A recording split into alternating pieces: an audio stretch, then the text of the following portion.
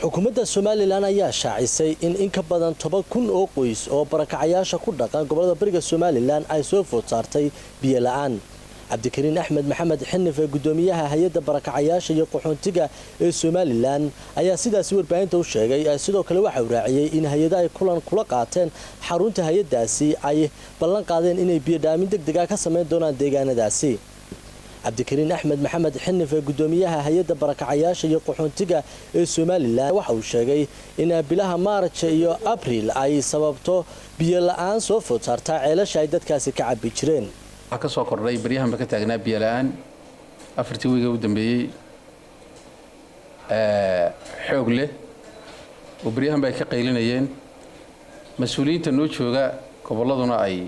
riboodada iyo warbixinaha noogu soo dirayeen marka intaas markay dhacday waxaanu halkan nimanka fadhiyo la taliyaashii ama arfeysariskii hay'adda qaarkood iyo maxamuud agaasimiye waaxda barakacayaasha ayaa waxay noqotay inaan talo isugu nimaadno taladeedu waxay ka fursan weyday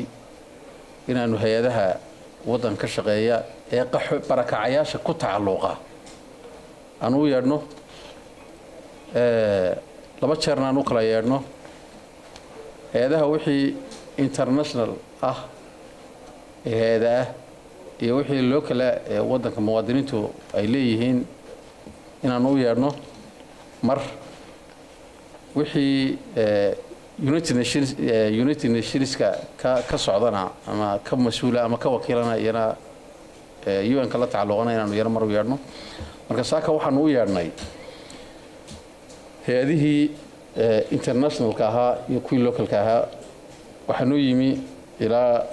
dhowr iyo 10 hay'adood baa noo yimi waxaanu u bandhignay baaqayagii biyo dhaamiskii biyo la'aanta dadka barakacayaasha kaamamka oo kuwa runtii ugu dhibaatada badan ilaa hadda soo gaaraya ay yihiin gobolada saaxil togdheer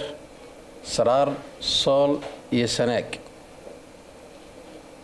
barakaamka barakacayaashu degan yihiin haddaan si kale u idhaahdo waa gobolka sool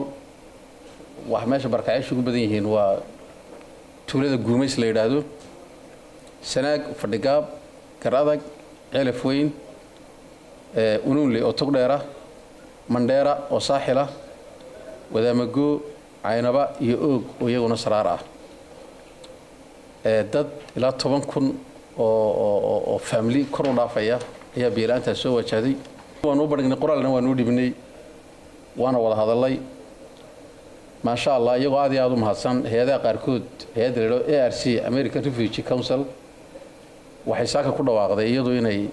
hadda diyaarinayso konton booyadood ay diyaarinayso hay'adii kalena within 2 days laba maalmood gudahood